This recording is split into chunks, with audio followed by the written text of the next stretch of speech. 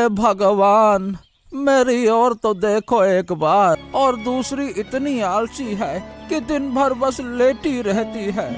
मैं जितना भी समझाऊं मेरी कोई बात नहीं सुनती। मैं क्या करूं, बड़ी परेशान हूं। अरे तो तुम तो पिता हो, तुम्ही को संभालना होगा ना, और कौन संभालेगा? हाँ, हिम्मत करो, हिम्मत मत हारो। हाँ हाँ, जाओ घर जाओ और देखो कि तुम्हारी बेटियां क्या कर रही हैं। वैसे तुम्हारी एक और बेटी है ना, वो क्या करती है? हाँ, वो बहुत अच्छी है, बहुत मेहनती है। मेरी छोटी बेटी, उसी की सबसे ज्यादा फिक्र है मुझे। क्या है कि उसकी उम्र हो गई है। मेरे बाद उसकी बहनें तो उसे देखेंगी नहीं। कहीं उसे भूखा ना रहना पड़े। काश उसकी कहीं शादी की व्यवस्था कर पाता, हाँ, तो चैन की सांस लेता। वो बेचारी दिन भर काम करती है। जैसे ही मैं घर पहुंचता हूँ, पानी और खाना मेरे सामने रख देती है। अरे वाह वाह वाह वाह वाह, बहुत अच्छी बात है। ऐसी ही बेटी होनी चाहिए। चलो अब मैं चलता हूँ। इस बूढ़े मछुआरे का मजा तो लेना पड़ेगा कभी।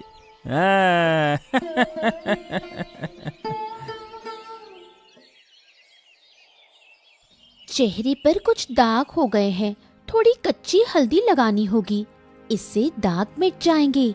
मेरा चेहरा कितना सुंदर है।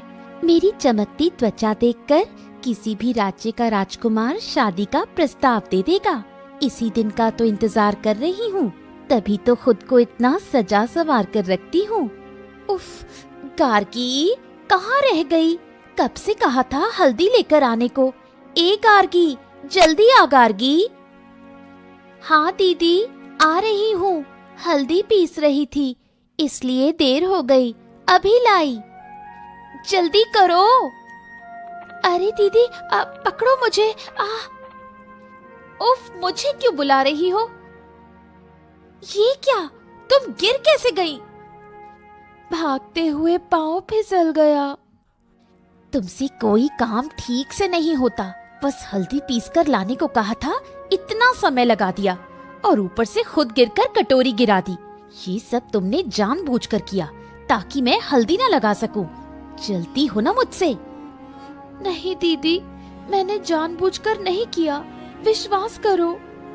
चुप रहो, मेरे सामने से हट जाओ। माँ, अरे ओ माँ, अरे माँ, कहाँ हो? इधर बेटा, खाट पर लेटी हूँ। तबीयत बहुत खराब है, उठते ही सिर चकरा जाता है। अरे तुम उठने की कोशिश मत करो, आराम करो। जो भी चाहिए बस मुझे बताओ, मैं सब कुछ तुम्हारे सामने लाकर रख दूंगा। हाँ हाँ बेटा, बेटा एक बात कहूँ? हाँ माँ, कहो ना, क्या बात है, कहो। अब तू किसी अच्छे घर की लड़की से शादी कर ले। हाँ, करूंगा, शादी करूंगा, लेकिन सही समय तो आने दो। सही समय पर सब हो जाएगा माँ। हाँ, सही समय कब आएगा? मेरे मरने के बाद? क्या मेरी ख्वाहिश नहीं है कि बहू के हाथों से सेवा पाऊं? मैं भी चाहती हूँ कि अपनी बहू से सिर पैर दबवाऊं। क्या मेरी ये इच्छा पूरी नहीं करोगे? अरे माँ, तुम अभी चुप हो जाओ, थोड़ा आराम करो। मैं पैर दबा रहा हूँ तो आराम करो, है ना? चलो अब मैं जाता हूँ। अच्छा, पागल लड़का।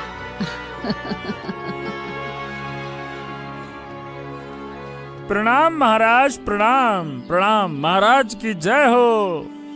हाँ सुनो देवराज, मैंने बहुत पहले तुम्हें एक काम के बारे में बताया था।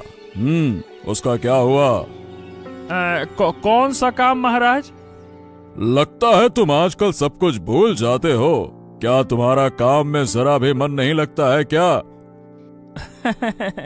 ऐसा क्यों कह रहे हैं महाराज? क्षमा करें, अगर आप एक बार फिर से वो काम बता दें तो।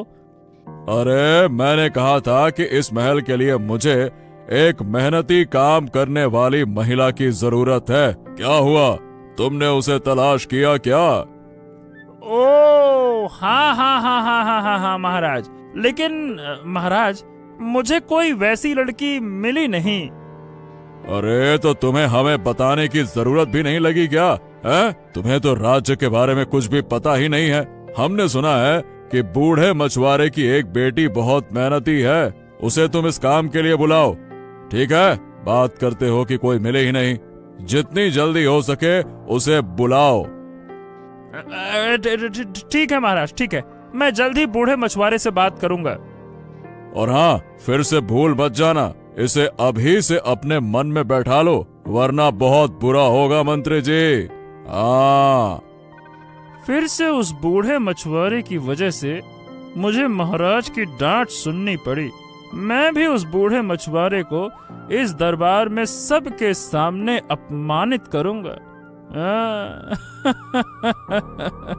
मैं मछुआरे की सबसे आलसी बेटी को महल में ले आऊंगा धोखे से। फिर जब वो यहाँ कोई काम नहीं कर पाएगी, तब महाराज गुस्से में उसे दरबार से बाहर निकाल देंगे और उसके पिता को भी सबके सामने अपमानित करेंगे। यही तो मैं चाहता हूँ।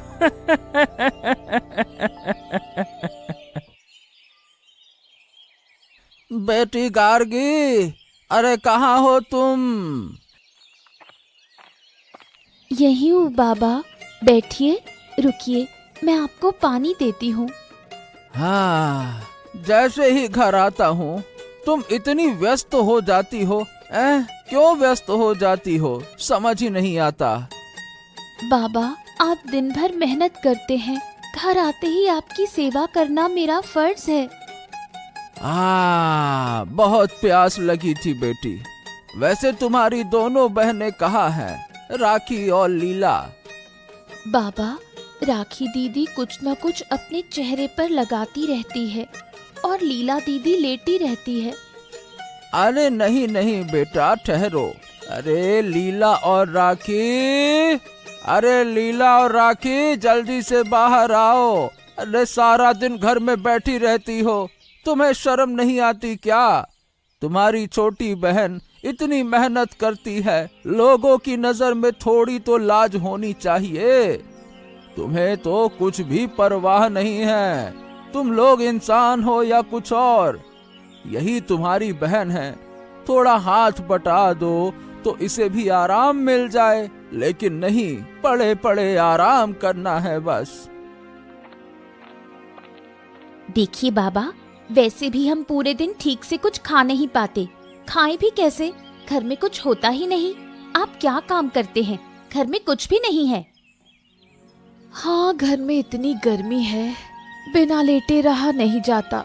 जरा सा उठने पर ही थकान हो जाती है। मुझसे तो नहीं होगा बाबा। अगर आपको अपनी छोटी बेटी की इतनी चिंता है तो किसी काम वाली को रख लीजिए या खुद ही कर लीजिए सारा काम, हमसे कुछ नहीं होगा। माँ, अरे माँ जी, खाना खा लीजिए। देखिए आपके लिए क्या क्या पकाया है। हाँ बेटा, तूने मेरे लिए खाना बनाया, लाला, दिल भर के खाऊंगी। हाँ, ये लीजिए माँ, खाइए आप एकदम जी भर के।